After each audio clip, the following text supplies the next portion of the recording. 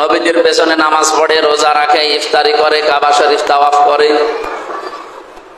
নবীজির মতো মাথা থেকে পা পর্যন্ত পোশাক আশাক সরাত সিরাত সব ঠিক ছিল, কিন্তু প্র্যাকটিক্যাল লাইফে শুধু রাজনৈতিক জীবনে নবীজিকেও মানত না। গোপনে ওর আদর্শ ছিল আবু জেহেল।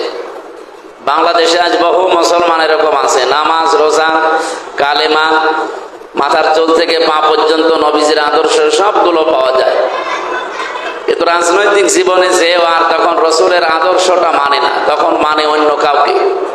এই জন্য আল্লাহ এখানে হোম দিয়েছে। সুতরাং আমরাও যদি এই হোমের ভেতরে পড়ে যাই, আমরা এখনই সংশোধন হব, কারণ এখনো তাওবার দরজা বন্ধ হয়ে যায়নি। যদি একবার বন্ধ হয়ে যায়, আপনার মৃত্যুর গড়গড়ানি শুরু হয়ে যায়, তখন আর তাওবা করলেও কবুল হবে না। এই জন্য এখনই সময়। আমাদের মুনাফিকের কোনো জার, কোন রোগ যদি আমাদের ভেতরে এসে যায়, আমরা এই মুহূর্তে এই রোগ মুক্ত হওয়ার চেষ্টা চালাচ্ছি এবং চালাবো ইনশাআল্লাহ। আল্লাহ যদি এখানে আপনি একবারে আব্দুল্লাহ বিন উবাইয়ের নামটা দিয়ে দিতেন, তাহলে আয়াত পড়তাম না। যেহেতু হোম দিয়েছেন, এই জন্য আমরা ঝামেলায় আছি। আর মুনাফিক যেহেতু ইহুদি খ্রিস্টান বৌদ্ধ হিন্দু এদের ভেতরে তৈরি হয় না, শুধু তৈরি হয় মুসলমানদের ভেতরে। এই জন্য আমরা আরো বিপদে আছি, কারণ 92% মুসলমান আমরা এই দেশে। এগুলো থাকলে আমাদের ভেতরে থাকবে। এজন্য হিন্দুদের কোনো চিন্তা নেই, কারণ তারা একবারে ডাইরেক্ট কাফের। খ্রিস্টানদের চিন্তা নেই, কারণ ওরা ডাইরেক্ট কাফের। ইহুদিদেরও চিন্তা নেই, ওরা ডাইরেক্ট কাফের। বৌদ্ধদেরও চিন্তা নেই, ওরাও ডাইরেক্ট কাফের। আমরা যেহেতু অন্তত মুসলমান দাবি করি, আমাদের ইমানের ভেতরে মুনাফিকের জার প্রবেশ করার সম্ভাবনা সবচাইতে বেশি। খলিফাতুল মুসলিমিন হযরত ওমর রাদিয়াল্লাহু তাআলা আনহু মাঝে মাঝে হুযায়ফা তুগলুনি আমিন রাদিয়াল্লাহু তাআলা আনহু, এখানে সিররুন নবী বলা হয় তাকে, তিনি নবীজির গোপন সংবাদগুলো জানতেন। বিশ্বনবীর এই সাহাবীকে মাঝে মাঝে ডাক দিয়ে বলতেন, হুযায়ফা, নবীজি ইন্তেকালের আগে তোমার কাছে মুনাফিকের একটা লিস্ট দিয়েছিল, দেখো তো ওই লিস্টের ভেতরে আমার নামটা আছে কিনা। হযরত হুযায়ফা কেঁদে ফেললেন, ডাক দিয়ে বলেন, আপনি কি বলেন? আপনি এখন খলিফাতুল মুসলিমিন, এ পৃথিবীতে যে 10 জন মানুষকে জান্নাতের গ্যারান্টি নবীজি নিজে দিয়েছেন, তার ভেতরে আপনিও একজন। নবীজি জানিয়েছেন আকাশের তারকার চাইতে আপনার জীবনে নেকির কাজ বেশি। বিশ্বনবী একথাও জানিয়েছেন, আনা খাতামুন নাবিয়্যিন লা নাবিয়্যা বাদি লাকানা ওমর, পৃথিবীতে আর নবী আসবে না, আমি শেষ। যদি আল্লাহ নবী কাউকে পাঠায়, তো ওমর আল্লাহর নবী হয়ে যাবে। তার মানে নবী হবার সব যোগ্যতা গুণাগুণ আল্লাহ হযরত ওমরকে দিয়েছিলেন। তা আপনি এই মানের লোক, আপনাকে দেখলে শয়তান পর্যন্ত রাস্তায় আসতে ভয় পায়, আর আপনি বলেন যে মুনাফিকের লিস্টের ভেতরে আপনার নাম আছে। একটা কথা হলো, হযরত ওমর বলেন, হুযায়ফা, পৃথিবীতে নবীরা ছাড়া কেউ ইমানের দিক থেকে নিরাপদ না। আমি তো আর নবী না, আমার ইমানও নিরাপদ না। যে কোনো সময় আমরা মরণের আগে শয়তানের ধোঁকায় বেঈমান হয়ে যেতে পারি। অনেক সাহাবী দাবি করার পরেও তারা মরণের আগে শয়তানের ধোঁকায় বেঈমান হয়ে গিয়েছে, না যায়নি? আর আমরা তো আরো নিচের মানুষ। এই মানের মানুষ যদি চিন্তা ভাবনা করে, আপনি কি কি চিন্তা করেন? আপনি শয়তান যার কাছে আসতে ভয় পেত, এত ভয় পেত যে 40 দিনও রাস্তায় আসতো না। জীবনে এত নেকির কাজে আঞ্জাম দিয়েছিল, ভালো ভালো কাজে, যে আকাশের তারকা হয়তো কেউ গণনা করে শেষ করে ফেলতে পারে।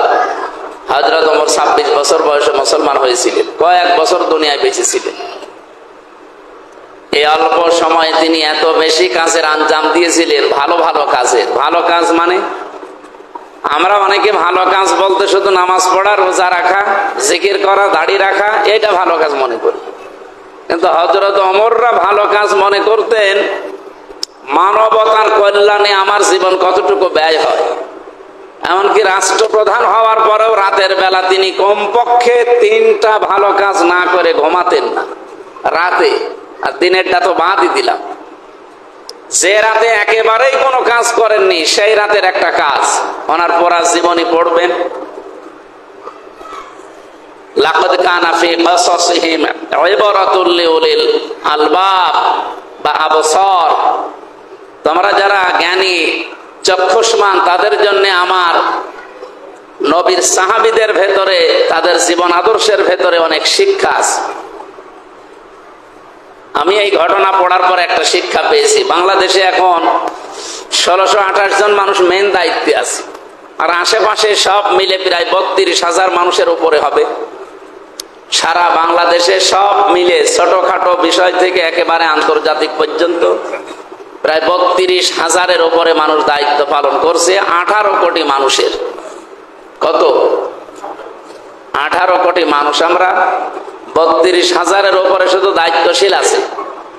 একেবারে এই ইউনিয়ন পরিষদের যিনি দারোয়ান আছে এখান থেকে শুরু করে যারা দায়িত্বে,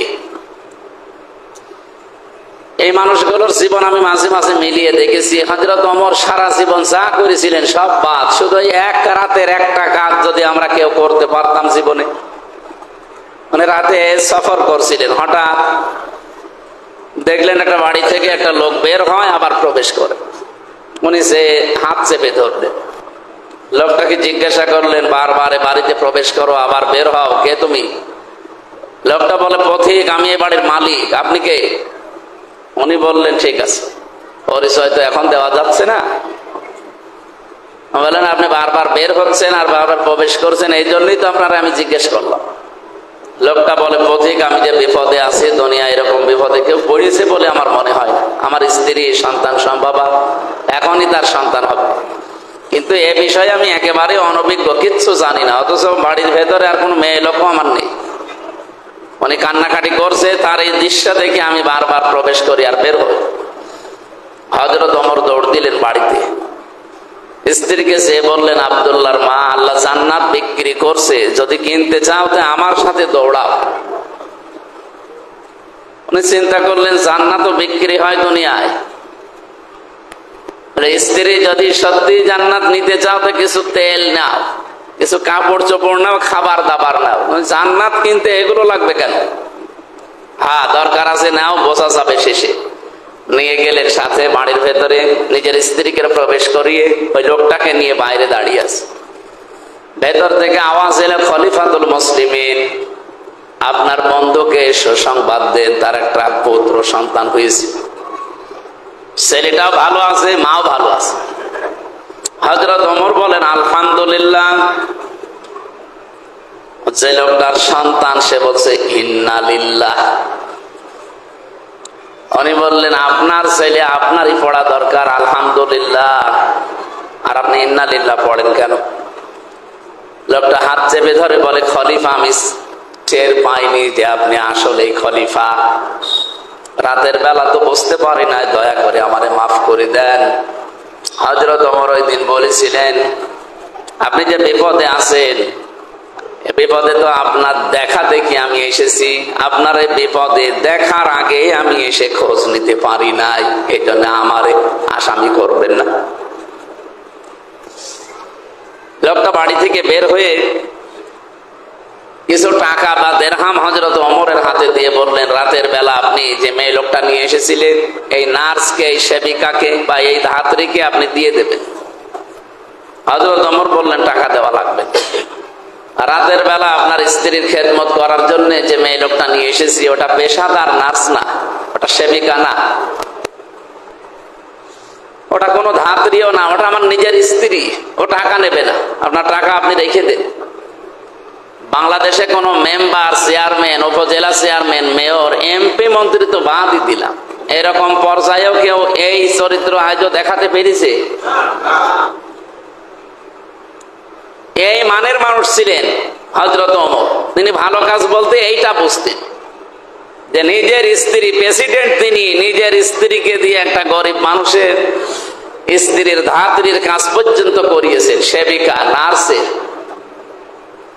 এই ভালো কাজের কারণে আল্লাহ তার মর্যাদা এত বাড়িয়েছেন, আকাশের তারকা হয়তো আপনি গণনা করে একদিন শেষ করে ফেলবেন, কিন্তু ওনার এই সমস্ত কাজের জন্য আল্লাহ যত নেকি দিয়েছেন, কিয়ামত পর্যন্ত ওনার নেকি গণে কেউ শেষ করতে পারবে না। ভালো কাজ কোনটা আমি হালকা টাচ দিলাম, বোঝা গেছে? শুধুমাত্র নামাজ পড়া, রোজা রাখা, টুপি মাথায় দেওয়া কি ভালো কাজ? ওনাদের দৃষ্টিতে সাহাবা একরাম যারা জান্নাতের গ্যারান্টি পেয়েছে, তাদের দৃষ্টিতে ভালো কাজ ছিল এইগুলো। আজ বাংলাদেশে সবাই যদি আমরা ভালো কাজকে এইভাবে গ্রহণ করতে পারতাম, এই দেশে কেউ না খেয়ে থাকার মতো, কেউ অভাবে থাকার মতো। আমরা ভালো কাজই বুঝি না। সম্মানিত মুসল্লি কিরাম, এই মানের মানুষ যদি চিন্তা করে যে আমার নাম আবার মুনাফিকের লিস্টে আছে নাকি, আমাদের কি চিন্তা ভাবনা করার কোনো দরকার নেই। এই জন্য যেহেতু আয়াতের মাঝে হোম শব্দটা আছে, আমরা এখন চিন্তায় আছি। যারা আমরা কোরআন পড়ি বুঝি, সত্যি আমরা এখন চিন্তিত যে আল্লাহ, ওনার মতো মানুষ যদি এই চিন্তা করতে পারে, তা আমি মুনাফিক হয়ে যাব এক আর দু। আর মুনাফিক মারা গেলে জাহান্নামের উপরে থাকবে না নিচে থাকবে? একেবারে নিচে। আবু জেহেল কাফের ছিল না মুনাফিক ছিল? বলেন বলেন। ফেরাউন কাফের ছিল না মুনাফিক ছিল? কাফের। আবু জেহেল, ফেরাউন জাহান্নামে যেখানে থাকবে, তার চাইতেও নিচে থাকবে মুনাফিকরা। আর এটা তৈরি হয় শুধুমাত্র মুসলমানদের ভেতরে। এখন যদি আপনারা জিজ্ঞাসা করে কেউ যে আমি ইহুদি দেখতে চাই, কোথায় গেলে ইহুদি পাওয়া যায়, কেমন দেখতে ওদের? ইহুদিদের দেখতে কি আমাদের মতোই নাকি? আমাদের মতোই, কিন্তু ওদের দাড়ি গোঁফ সমান সমান। আমি দেখেছি বাইরের রাষ্ট্রগুলোতে ইহুদিদের সাথে দেখা হলে ওরা দাড়ি গোঁফ কাটে খুব কম, আর যেগুলো ক্লিন শেভ ওগুলো আলাদা। একটু ধর্মীয় লাইনে ওদের ভেতরে যারা আছে এগুলো কাটতে চায় না, আল্লাহ রাস্তায় সব ছেড়ে দিয়ে দিচ্ছে। এখন আপনাকে ইহুদি দেখাতে হলে ইসরায়েলে পাঠানো লাগবে, ইহুদি খালি পাবেন, শুধু ইহুদি আছে। যদি বলে আমি খ্রিস্টান দেখবো, আপনি আমেরিকায় যাবেন, খ্রিস্টান পাবেন। বৌদ্ধ দেখবো, জাপানে যান, বৌদ্ধ পাবেন শুধু। আর মায়ানমারে যান, বৌদ্ধ পাবেন। মানে হিন্দু দেখবো, পাশের রাষ্ট্রে গেলেই হিন্দু দেখা যাবে, দেখা যাবে না? যদি ওই লোকটা বলে যে সবার নিচে থাকবে মুনাফিক, আমি মুনাফিক দেখবো, কোন দেশে পাঠাবে? বাংলাদেশ। কারণ এই দেশে 92% মুসলমান, এখানে মুনাফিকও বেশি। কারণ মুনাফিক ইহুদি, খ্রিস্টান, বৌদ্ধ, হিন্দু, মাজুসি এদের ভেতরে তৈরি হয়নি, হবেও না। নবীজি বলেন এটা শুধুমাত্র তৈরি হবে মুসলমানদের ভেতরে। আর যেহেতু আমরা 92% মুসলমান এই দেশে, সুতরাং এইটা সবচাইতে বেশি বাংলাদেশে। মুনাফিকদের যতগুলো আচরণ আছে তার ভেতর আমরা 4টা বেশি পেয়েছি। 1 নম্বরে ইদা হাদাসা কাযাবা ওয়া ইদা ওয়াদা আখলাফা ওয়া ইদা আতমিনা খান। আরেকটা আছে, আমি বলছি, মুনাফিক কথা বললেই মিথ্যা কথা বলে। মিথ্যা কথা বলা মানুষ বাংলাদেশে বেশি না অন্য দেশে বেশি? এই দেশে বেশি। 2 নম্বরে তারা যদি কোনো বিষয়ের ওয়াদা করে ঠিক, কিন্তু ঠিক রাখে না, সেইটাও বাংলাদেশে বেশি। 3 নম্বরে তাদের কাছে কোনো কিছু যদি আমানত থাকে, ওইটা সে খেয়ে ফেলে। আমি এই যে মনে হয় কিছুদিন 1.5-2 মাস আগে হবে মালয়েশিয়া ছিলাম। ওখানে যে বিশ্ববিদ্যালয়ে পিএইচডি করার জন্য গিয়েছিলাম, ইসলামিক ইউনিভার্সিটি, এটা আন্তর্জাতিক যেটা, ওইটাই ভেতর দিয়ে ঘুরছিলাম। বিশাল এরিয়া, আমাদের কুষ্টিয়া ভার্সিটির চাইতে কমপক্ষে 20 ডবল হবে, এত বড়। তো ওখানে যে সমস্ত হোস্টেল গুলো আছে মেয়েদের, ছেলেদের, এই হোস্টেলের পাশ দিয়ে যাওয়া আশা করছিলাম, একটা মোবাইল ধরেন পড়ে আছে। ওই দেশে যিনি থাকে আমার বলছে, হুজুর এই রাস্তা দিয়ে যদি শুধু বাংলাদেশের লোক আর ভারতের লোক না যায়, তাহলে মোবাইল কিয়ামত পর্যন্ত এখানে পড়ে থাকবে, কেউ নেবে না। কিন্তু বাংলাদেশের আর ভারতের ছেলে মেয়েরা যদি রাস্তা দিয়ে কেউ যায়, ও গায়েব করে ফেলবে। এই কথাটা বললে আমার সম্মান কি বাড়লো না কমলো? আমার এই কথা দিয়ে আমারই বাস দিল যে এই পৃথিবীতে 257টা দেশ আছে, আর 120টা দেশের ছেলে মেয়েরা এখানে পড়ে। শুধুমাত্র বাংলাদেশের আর ভারতের কিছু ছেলে মেয়েরা যদি এই রাস্তা দিয়ে যায়, তাহলে এ মোবাইল আর থাকবে না। তো অন্য কোন দেশের ছেলে মেয়েরা যদি সারাদিন সারা রাত রাস্তা দিয়ে যায়, মোবাইল পড়ে আছে, থাকবে, কেউ নেবে। চরিত্র আমাদের ওই হিন্দু, খ্রিস্টান, বৌদ্ধ 120টা দেশের ছেলে মেয়ে সব কি মুসলমান? বলেন বলেন। কত দেশের ছেলে মেয়েরা সেখানে আছে, কত জাতির লোক, কিন্তু শুধুমাত্র নিরাপদ নয় জিনিসটা কাদের কাছে? আমরা যারা মুসলিম তাদের কাছে। এজন্য আমাদের এখনই সংশোধন হওয়া দরকার। আমাদের ভেতরে মুনাফিক সবচাইতে বেশি। আল্লাহ তুমি আমাদের হেফাজত করো। এদের জন্য ক্ষমা চাইলেও তা, না চাইলেও তা। এমনকি নবী আপনি যদি এই মুনাফিকের জন্য, শুধু মুনাফিকের জন্য যদি বলতেন হয়ে যেত না, মুনাফিকদের জন্য সাবেঈনা মাররাতান ফালাই ইয়াগফিরাল্লাহু লাহুম, এই হোম মানে আমরা সবাই। আপনি যদি এই মুনাফিকদের জন্য 70 বারও ক্ষমা চান, আল্লাহ মাফ করবে না। এই লোকটার জন্য যখন আয়াতটা নাযিল হয়, আব্দুল্লাহ বিন উবাই, নবীজি ওর জানাজা পর্যন্ত দাঁড়িয়েছিলেন। জানাজার নামাজ পড়ানোর জন্য তিনি দাঁড়িয়েছেন কাতার সোজা করে। 22 জন সাহাবী সবাই দাঁড়িয়েছে, শুধু একজন বসেছিল, হযরত ওমর। বলছে না, আমি জানাজা পড়বো না। 22 জন দাঁড়িয়েছে সাহাবায়ে কেরাম, নবীজি নিজে ইমাম। সঙ্গে সঙ্গে জিবরাইল আলাইহিস সালাম মনে করলেন নবীজি তো নামাজ আরম্ভ করে দেবে। আর এই যে জানাজার নামাজ মানে কি? দোয়া করা। বলেন বলেন। জানাজার নামাজ মানে আমি লোকটার জন্য দোয়া করছি, সাক্ষী দিচ্ছি যে বিসমিল্লাহি ওয়া আলা মিল্লাতি রাসূলিল্লাহ, এ আল্লাহর নামে রাসূলের দলে ছিল, আমি এ দিয়ে গেলাম। তো এই কথা তো নবীজি এখন বলবে, মিথ্যা কথা বলবে কি করে? সঙ্গে সঙ্গে এই যে সাবেঈনা মাররাতান পর্যন্ত ছিল। এর পরের অংশটুকু এই সময় নাযিল হয়, ফালাই ইয়াগফিরাল্লাহু লাহুম। ইয়াগফির এটা মজারে, বর্তমান ভবিষ্যৎ, প্রেজেন্ট ফিউচার। এর আগে লান এসেছে, এর আগে ফা এসেছে। আরবি গ্রামার অনুযায়ী যদি মোজারের আগে বর্তমান ভবিষ্যৎ বাচক কোন শব্দের আগে লান আসে, বাংলা অর্থ দাঁড়ায় কোশ্চিন কালেও হবে না। হ্যাঁ নবী, আপনি এর জন্য 70 বার দোয়া করার কথা আল্লাহ বললেন যে 70 বার করলেও কবুল হবে না। নবীজি মনে মনে ভাবছিলেন, আল্লাহ যেহেতু 70 বার পর্যন্ত দিয়েছে, আমি 71 বার করব, তাহলে তো মাফ হবে না। 70 বারের কথা বলেছেন, আমি আর একবার বেশি করলে 71 বার। আপনি তার 71 বারের কথা বলেননি। উনি 71 বার করার জন্য প্রস্তুতি নিচ্ছিলেন। সেই সময় বললেন ফালাই ইয়াগফিরাল্লাহু লাহুম। এই 71 না, এ কিয়ামত পর্যন্ত এই লোকটার জন্য যদি আপনি নবী হয়েও দোয়া করেন, আপনার দোয়া কবুল হবে না, একে আল্লাহ মাফও করবে না। শুধু একে মাফ করবে না এতটুকু তো বলেন নাই।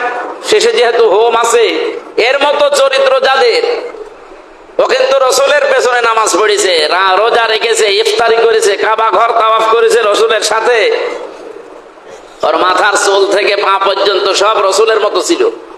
শুধু একটা জায়গায় বিশ্বনবীকেও মানত না, রাজনৈতিক জীবনে ওর নেতা ছিল আবু জেহেল। বাংলাদেশে আপনি এই হাদিসটা, এই আয়াতটা এখন মিলিয়ে দেখেন তো, জান্নাত কিসের জান্নাত? আপনি জাহান্নাম পাবেন কিনা তাও তো সন্দেহ। এটাই সন্দেহ করার দরকার নেই, আপনি জাহান্নামে যাবেন। ওর জন্য যদি 71 বার দোয়া করেও কাজ না হয়, তাও নবী নিজে। আর আপনি হামজারে দিয়ে 5টা গরু মেরে খাওয়িয়ে দিলেন আর দোয়া করে দিলেন বিসমিল্লাহি ওয়া আলা মিল্লাতি রাসূলিল্লাহ। আমি অত মিথ্যা কথা বলছি, আর যারা খাচ্ছে ওই খাওয়াটাই হচ্ছে, তাছাড়া বাকি কিছুই হচ্ছে। কারণ ওই চরিত্র থাকলে নবীজির 71 বারের দোয়া কবুল হয়নি, আমার 71 না 1000 বারের দোয়া কবুল হবে। এই জন্য আমাদের সাবধান হওয়া দরকার। রাজনৈতিক জীবন এটা খেলাধুলা না। আপনি যার তার আদর্শ মানতে পারেন না। বিশ্ব নবীর বাইরে কাউকে আদর্শ মানা জায়েজ নেই। ইয়াকদুমু কওমাহু ইয়াউমাল কিয়ামাতি ফাআওরাদাহুমুন নার ওয়া বিসাল বিরদুল মাওরুদ। সূরা হুদের 98 নম্বর আয়াত, 12 নম্বর পারা, 12 নম্বর পৃষ্ঠার 1ম নম্বর লাইনে আছে। ফি জিলালিল কোরআনে পাবেন তাফসীর। সেই দলের নেতা জাহান্নামে যাবে, ওই দলের যত কর্মী আছে তার সাথে জাহান্নামে যাওয়া লাগবে। এটা যদি কেউ রাজনীতি মনে করে খালি নামাজ পড়ে রোজা রেখে জান্নাতে যাবেন, যার আদর্শ মানেন সে যদি জাহান্নামে যায়, এখানে যদিও ফেরাউন সম্পর্কে আল্লাহ কাহিনী দিয়েছেন, কোন সূরা বললাম? আপনারা এখনই যদি খেয়ে ফেলেন তো সাদামই বলি করবো কি?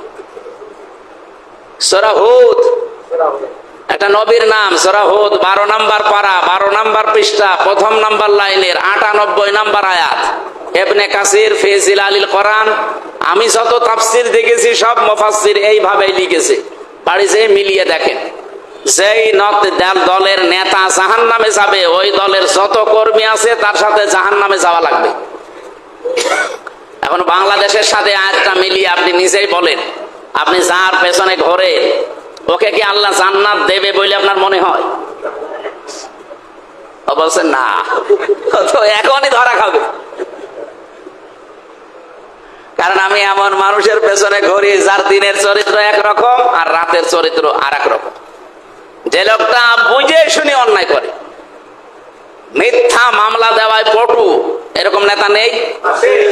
গ্রাম্য সালিশে বিচার করে কিছু টাকা পেলে অন্যায় রায় দিয়ে দেয়, এরকম মোড়ল মাতুব্বার আছে না?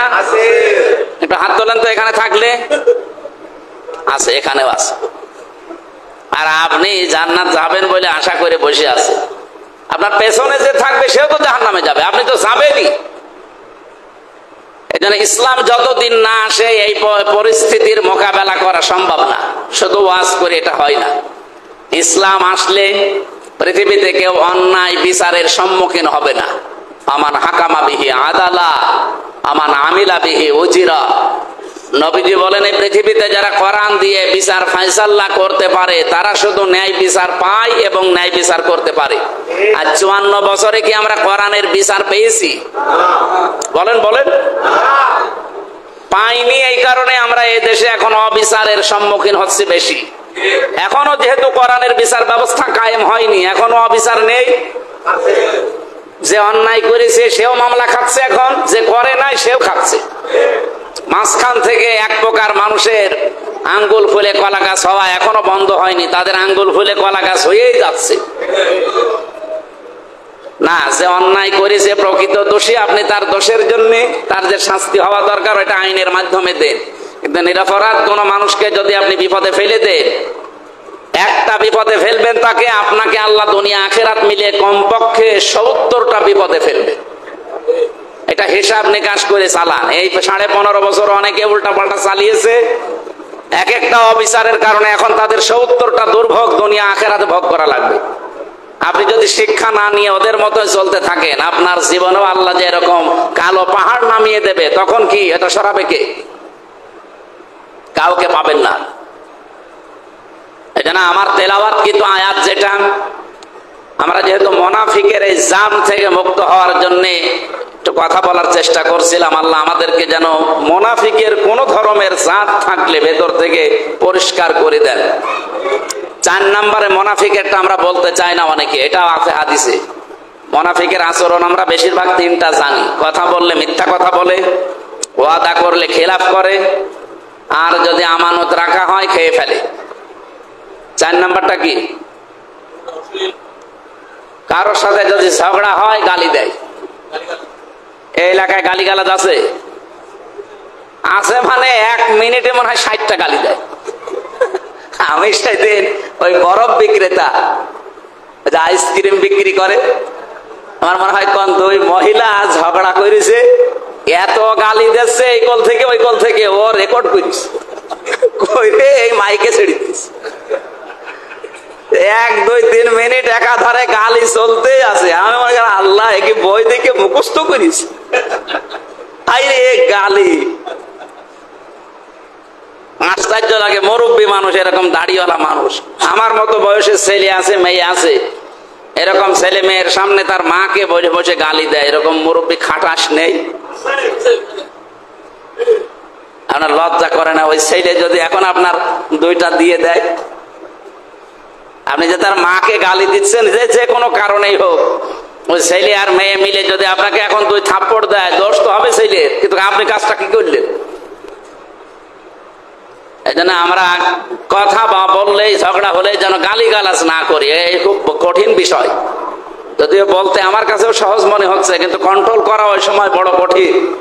আমি সহ যারা এসেছি আমরা যেন ওই সময় নিজেকে কন্ট্রোল করতে পারি। বলেন আমিন। আমার তেলাওয়াত কিন্তু আয়াত ছিল সূরা আনআম 31 নম্বর আয়াত। আল্লাহ রাব্বুল আলামিন বলেন, ক্বাদ খাসিরাল্লাযীনা কাযযাবু বিলিকাইল্লাহ, অবশ্যই ক্ষতিগ্রস্ত হয়ে গেছে ওই মানুষগুলো যারা আল্লাহর সাথে সাক্ষাৎ করা লাগবে এটা বিশ্বাস করে না। আল্লাহর সাথে সাক্ষাৎ হবে এই বিশ্বাস যদি পুঙ্খানুপুঙ্খানু 100 ভাগ আমাদের ভেতরে তৈরি হয়, তার দ্বারা সত্যি করে বলেন তো কোনো অন্যায় কাজ করা সম্ভব? আমরা বিশ্বাস করি না, এই জন্য আমরা করতে থাকি। এই জন্য আমাদের এক্ষুনি আল্লাহর সাথে সাক্ষাৎ হবে এই বিশ্বাসটা 100 ভাগ দৃঢ় করা দরকার। এটা যার ভেতরে যত বেশি পয়দা হবে তার জীবন তত বেশি পরিচ্ছন্ন হবে। খলিফাতুল মুসলিমিন হযরত ওমরের নাম বারবার আসে, কারণ তিনি এত বেশি দেখিয়েছেন আখিরাতের এই বিষয়টা। তিনি বলেন, আমি ইন্তেকালের প্রায় 12 বছর পর, এটা হাদিস বর্ণনা করেছেন তার সন্তান, যদিও হাদিসের সনদ মতন নিয়ে মতভেদ আছে, কিন্তু আমি শিক্ষার জন্য বলছি। বলেন, আমার বাবা ইন্তেকাল করেছে প্রায় 12 বছর হয়ে গেল। 12টা বছর পরে দেখি একবার একটা নদী থেকে সাদা পোশাক পরে উনি আসতেছে, ভেজা কাপড় গোসল করে। আমি কথাবার্তারা জিজ্ঞাসা করলাম, বাবা যে আপনি এতদিন কোথায় ছিলেন? হযরত ওমর বলেন, দেখো আমি আজ 12 বছর দুনিয়ার জীবন ছেড়ে দিয়েছি, আমি আল্লাহর কাছে ছিলাম। এই 12 বছর শেষ পর্যন্ত মহান আল্লাহ আমাকে মাফ করে দিয়েছে। জেনারেটর আছে?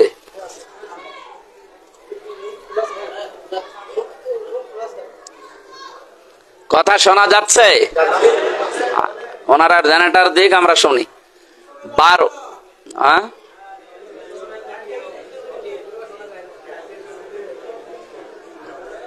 মানুষকে আজকে একটু বেশি হয়ে গেছে না?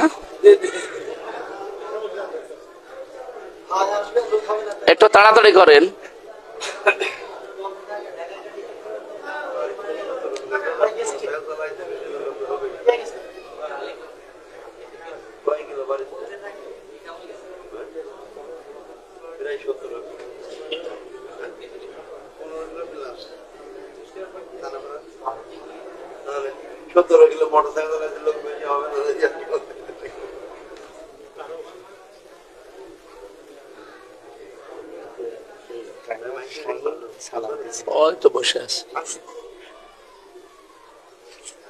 এখান থেকে কুষ্টিয়া শহর 17 কিলো।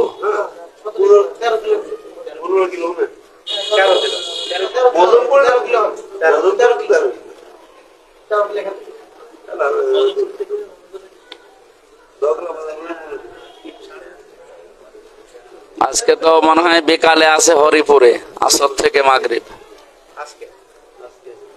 আর রাত 9টায় আছে মনে হয় এখানে কাঞ্চনপুরে, যোধপাড়া কাঞ্চনপুর ইউনিয়ন না, কাঞ্চনপুর না ওটা? এখান থেকে কয় কিলো হবে? 7 কিলো।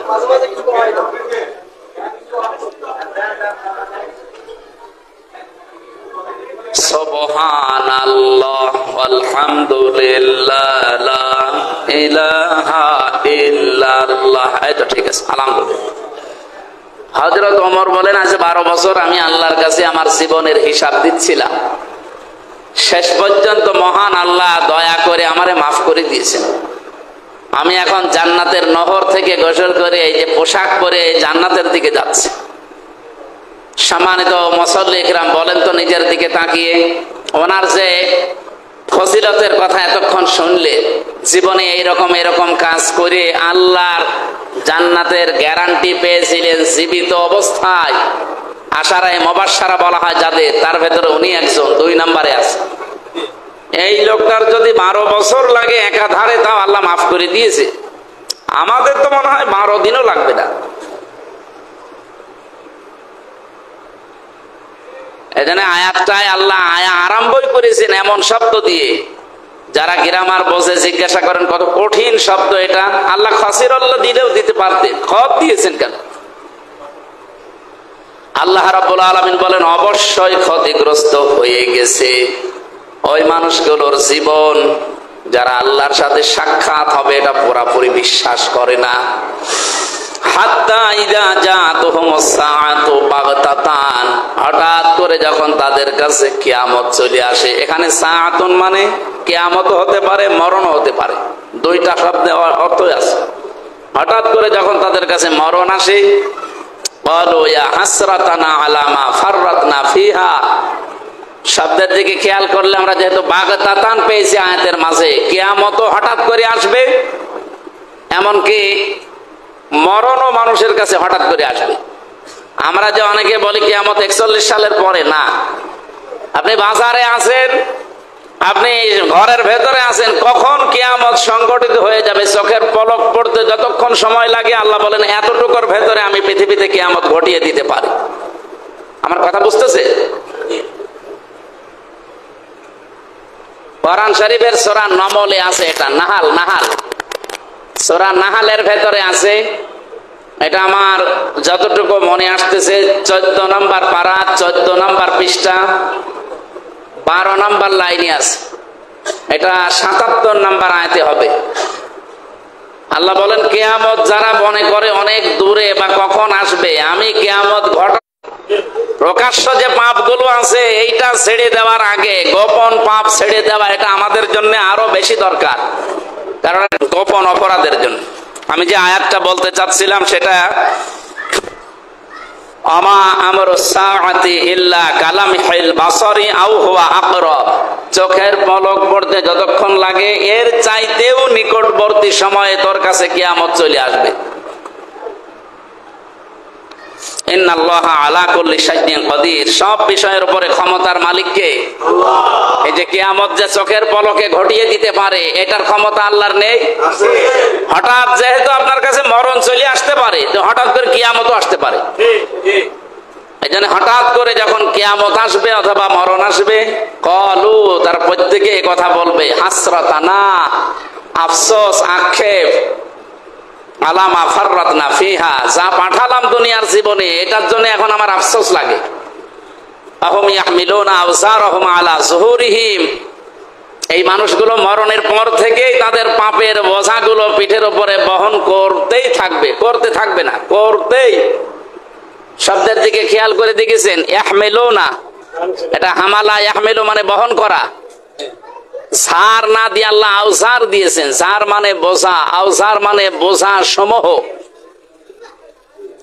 এই জন্যে এখান থেকে আমার ভয় হয়, আমার এই 33 বছর বয়সে আমি এখন মারা গেলাম, আমি মনে করেন 33 মন গোনা করেছিলাম এই 33 বছরে। মরণের পরে যদি 33 মন গোনা আমার মাথার উপরে চাপিয়ে দিত আল্লাহ, আমার বিচার শেষ। কিন্তু ইয়াহমিলুনা দিয়ে আবার আওজার দিয়েছেন, এই জায়গায় ঝামেলা আছে।